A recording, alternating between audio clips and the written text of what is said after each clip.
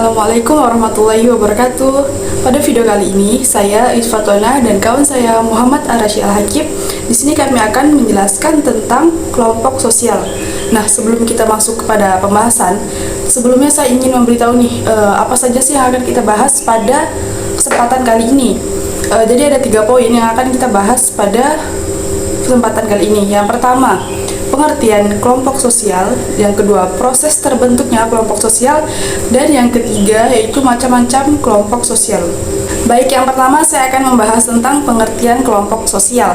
Nah, sebagaimana yang kita ketahui, manusia itu mempunyai pikiran, perasaan, dan kehendak untuk memenuhi kehidupan dalam sosial grup. Nah, dalam kehidupan manusia sangat tergantung pada manusia lainnya, terutama keluarga yang berperan penting dalam kelompok inti. Dan manusia adalah makhluk individu yang tidak bisa hidup tanpa manusia lain. Hubungan antara individu-individu ini kemudian melahirkan kelompok sosial yang dilandasi oleh kebersamaan kepentingan bersama. Menurut Sujono Sukanto, kelompok sosial itu adalah himpunan atau kesatuan-kesatuan manusia yang hidup bersama karena saling berhubungan di antara mereka secara timbal balik dan saling mempengaruhi. Selanjutnya, menurut Horton dan Charles, istilah kelompok sosial ini diartikan sebagai kumpulan manusia yang memiliki kesadaran dan keanggotaannya saling berinteraksi. Sedangkan kelompok sosial menurut Hendro Puspito, kelompok sosial itu adalah suatu kelompok nyata, teratur, dan tetap dari individu-individu yang melaksanakan peran-perannya secara berkaitan guna mencapai tujuan bersama. Nah, itulah pengertian kelompok sosial menurut para ahli. Dan selanjutnya, dari beberapa definisi di atas tadi, dapat kita simpulkan bahwa manusia adalah makhluk individu yang tidak dapat melepaskan diri dari hubungan dengan manusia lainnya. Nah, sebagaimana akibat dari hubungan yang terjadi di antara individu-individu atau manusia, kemudian lahirlah kelompok-kelompok sosial atau social group. Nah, mungkin itu pengertian kelompok sosial. Nah, selanjutnya poin kedua yaitu proses terbentuknya kelompok sosial yang akan dijelaskan oleh kawan saya yaitu Muhammad Arashi Al-Hakim. Baik teman-teman, ya sebagaimana yang sudah dijelaskan oleh teman saya Ais Fatona dalam menjelaskan poin yang pertama yakni pengertian kelompok sosial baik dari secara bahasa, istilah, dan menurut pengertian para ahli, ya. Baik, dalam proses terbentuknya kelompok sosial, bahkan ini juga menurut Anderson dan Parker yang menyatakan bahwa kesatuan yang dibentuk dalam proses kelompok sosial itu memiliki 2 atau lebih dari individu yang mengalami interaksi psikologi, ya, atau sama lainnya. Inilah yang disebut dengan kelompok, dan komunikasi ini menjadi faktor yang penting karena bisa mengadakan ikatan, bahkan pengaruh timbal balik secara psikologi satu sama lainnya. Dalam sisi lain, terbentuknya norma sosial ataupun gaya hidup sebagai standar tingkah laku yang ditentukan oleh kelompok, dan ini sebagai penilaian antara individu terhadap hubungan dengan anggota kelompok lainnya karena mengukur akan moral terhadap individu dan kelompok maupun moral yang dibentuk karena hasilnya berpengaruh baik terhadap individu tersebut. Maka juga kelompok sosial ini juga bisa dikatakan sebagai himpunan. Himpunan ini berarti perkumpulan, ya, antara manusia yang satu dengan manusia lainnya.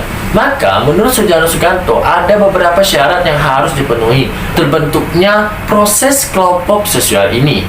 Yang pertama, setiap anggota kelompok tersebut secara sadar bahwasanya termasuk sebagian dari kelompok yang bersangkutan. Jadi sebagai individu dengan individu yang lain ini harus sadar bahwa mereka ini tergabung bersama-sama dalam suatu kelompok dan himpunan. Yang kedua, antara dalam kelompok tersebut, baik anggota yang satu dengan yang lainnya harus memiliki rasa hubungan timbal balik. Maksudnya, apabila teman kita ataupun individu lainnya dalam kelompok tersebut, ya, memiliki kesulitan, maka kelompok individu lainnya juga membantu individu ini yang sedang mengalami kesulitan. Ini maksud dari adanya hubungan timbal balik. Yang ketiga, yakni membuat hubungan antara mereka bertambah erat dikarenakan ada suatu faktor yang dimiliki bersama oleh anggota kelompok. Nah, Jadi maksud ini bahwa yang sudah memiliki timbal balik, yang mana hasil dari timbal balik ini antara individu satu dengan individu lainnya, ya, dia semakin erat nih, kuat silaturahminya, pertemanan dalam individu tersebut dalam tergabung dalam suatu kelompok. Nah, yang terakhir, bahwa dalam kelompok sosial itu prosesnya ya itu harus berstruktur dan berkaidah serta mempunyai pola perilaku yang jelas. Jadi jika 4 dari persyaratan proses terbentuknya kelompok sosial terpenuhi, maka ini sudah bisa dikatakan bahwa kelompok sosial yang dikatakan baik, ya, karena adanya hubungan timbal balik dan sebagainya. Dan juga dalam kelompok sosial ini pasti memiliki dampak dalam individu yang tergabung, baik dari sisi negatif maupun positif, ya. Karena dalam proses terbentuknya ini pasti memunculkan persepsi-persepsi yang berbeda, ya. Karena memang tujuannya setiap individu yang masuk dalam suatu kelompok itu pasti memiliki tujuan yang sama, ya. Baik dari tujuan dari diri sendiri maupun kelompok tersebut. Baik, secara rinci dapat kita petik hikmah dari proses terbentuknya kelompok sosial ini, bahwa memang nyatanya memang dari insan, ya, memang dalam naluri manusia ia ingin selalu hidup bersama, ya. Manusia tidak bisa hidup sendiri, makanya dia hidup bersama dalam suatu kelompok sosial, ya. Dan juga ini sebagai kelompok sosial juga harus memenuhi yang mesti dilakukannya secara bersama-sama.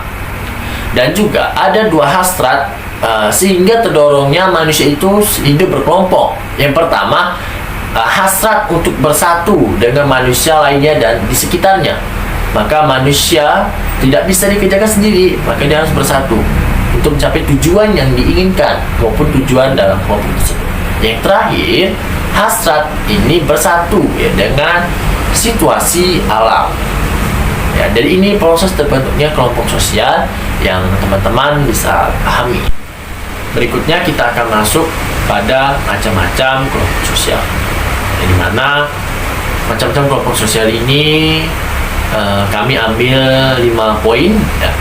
Yang pertama ada kelompok kekerabatan, yang kedua ada kelompok utama dan kelompok sekunder, yang ketiga ada kelompok formal dan informal, yang keempat ada kelompok in-group dan out-group, ya. Yang terakhir, yang kelima, ini kelompok membership dan kelompok reformance. Dan berikutnya saya akan membahas kelompok kekerabatan. Kelompok kekerabatan, dasar kekuatan ikatannya adalah sistem kekerabatan. Kekerabatan ini dekat, ya, atau dekat, akrab, ya, tuh. Dan juga anggota kelompok ini biasanya terdiri dari anggota keluarga besar, baik sebelah bapak maupun sebelah ibu, bahkan adik-beradik dari kedua orang tua kita, gitu kan. Bahkan juga nih teman sekantor ataupun teman satu pendidikan, teman satu kelas, teman satu organisasi, ataupun teman satu remaja masjid, gitu kan. Ataupun status sosial dalam masyarakat. Yang ini bisa memunculkan kerabatan dan semakin dekat. Munculnya kekerabatan ini bisa dilihat apabila individu satu sedang mengalami kesusahan, karena jiwa keakraban kita ini sudah ada, gitu kan, maka kita membantu individu yang sedang mengalami kesusahan ini. Maka inilah proses terjadinya kelompok kekerabatan ini, yang memang membantu warganya yang sedang mengalami kesusahan. Yang berikutnya kita akan masuk macam-macam kelompok sosial, yakni kelompok utama dan kelompok sekunder.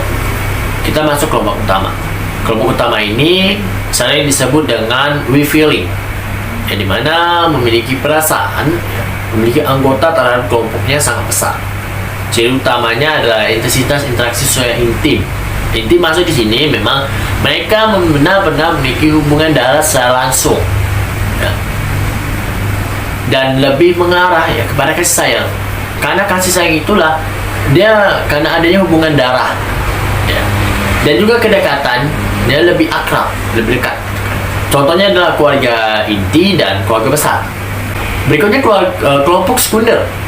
Kelompok sekunder ini kelompok sosial yang memiliki jumlah anggota yang besar, tapi tidak saling mengenal dan interaksi sosial di dalamnya tidak selalu dilakukan secara langsung.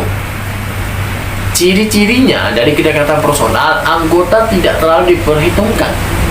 Komunikasi yang dibangun bersifat sementara dan impersonal, dan orientasi pembentukan kelompok adalah karena terdapat tujuan yang ingin dicapai. Contohnya seperti partai politik, perhimpunan serikat pekerja, koperasi, dan perseorangan terbatas atau PT. Berikutnya kita akan masuk macam-macam kelompok sosial yang ketiga, yakni kelompok formal dan kelompok informal. Kelompok formal, kelompok yang memang terbentuk secara resmi demi mencapai tujuan tertentu. Ini memang sengaja diciptakan ya, karena mereka sudah memiliki, kelompok ini sudah mempersiapkan nih dasar-dasar hukum atau aturan-aturan yang tegas, dengan harapan apabila anggota kelompok ini ataupun individu yang masuk dalam kelompok ini melanggar atau melakukan kesalahan baik kecil, ya bisa diberi peringatan secara berjenjang, dan apabila dia masih melakukannya akan diberikan sanksi yang tegas. Dengan masuk ini memberikan efek jerah bahwa kelompok ini benar-benar formalitas dan benar-benar serius. Jadi ini kelompok ini tidak bisa menjadi sesuatu yang main-main. Karena itu, ini juga ada sangkut pautnya dengan pekerjaan. Kelompok ini berkaitan dengan pekerjaan maupun tempat kita berpendidikan. Contohnya nih, dalam perguruan tinggi, mahasiswa apabila tidak bisa menyelesaikan studinya dengan tepat waktu, maka akan diberikan sanksi tegas ataupun akan diberikan peringatan dini, atau ayo segera diselesaikan studinya itu kan. Kalau memang melewati batas waktunya, maka mohon maaf harus mengulang lagi dari awal ataupun di DO. Berikutnya ada kelompok informal. Kelompok informal ini merupakan kelompok yang tidak resmi sifatnya. Artinya kelompok ini tidak terikat pada aturan hukum tertentu. Ini kelompok ini terbentuk karenanya kuantitasnya. Pertemuan yang cukup tinggi dan berulang-ulang yang dilakukan atas dasar kepentingan dan pengalaman masing-masing yang relatif sama. Seperti teman sebaya. Ya, teman sebaya, kalau teman main tuh ya, kelompok yang tidak ada aturannya. Kalau nggak salah ya udah salah aja gitu kan. Dan tidak memiliki efek jerah lah kalau misalnya melakukan kesalahan. Berikutnya macam-macam kelompok sosial akan dijelaskan oleh teman saya, yakni Ais Fatona. Baik, saya akan melanjutkan penjelasan dari Muhammad Ar-Rasyid Al-Hakim, yaitu membahas tentang macam-macam kelompok sosial. Nah, selanjutnya yaitu kelompok in-group dan out-group. Nah, kelompok in-group yaitu suatu kelompok masyarakat yang disebut sebagai kita yang mempunyai harapan atau keinginan yang sama. Saya contohkan yaitu tim sepak bola, di mana di suatu tim itu pasti kita memiliki harapan yang sama gitu untuk menang juga. Selanjutnya yaitu out-group, yaitu seseorang yang dianggap lawan. Nah, ciri-cirinya ini bertentangan dengan kelompok in-group. Mengapa? Karena mereka ini tidak akan menyukai apa yang dilakukan oleh kelompok in-group. Dan in-group dan out-group ini tidak bisa saling mendukung. Contoh misalnya supporter sepak bola antara Indonesia dan Malaysia contohnya, di mana pasti di dua kelompok ini mereka ini saling berlawanan. Nah, selanjutnya macam-macam kelompok sosial yang terakhir yaitu ada membership group dan reference group. Membership group yaitu orang yang secara fisik menjadi anggota kelompok ini mungkin tidak selalu berkumpul dengan anggota yang lainnya. Karena apa? Contohnya di sini kelompok pelajar, mahasiswa, dan kelompok pekerja. Karena apa? Mereka ini sibuk dengan apa yang mereka lakukan. Selanjutnya yaitu reference group. Nah, kelompok ini yang menjadi acuan bagi seseorang dan suatu grup untuk membentuk pribadi dan perilakunya. Contohnya, misalnya kelompok mahasiswa ini menjadi salah satu perguruan favorit. Nah, itu bisa dijadikan acuan bagi para siswa yang ingin masuk ke university tersebut. Nah, mungkin cukup sekian yang dapat saya dan kawan saya sampaikan mengenai tentang kelompok sosial. Kurang dan lebihnya kami mohon maaf karena kebenaran hanya milik Allah dan kesalahan datang pada diri kami pribadi. Sekian, wassalamualaikum warahmatullahi wabarakatuh.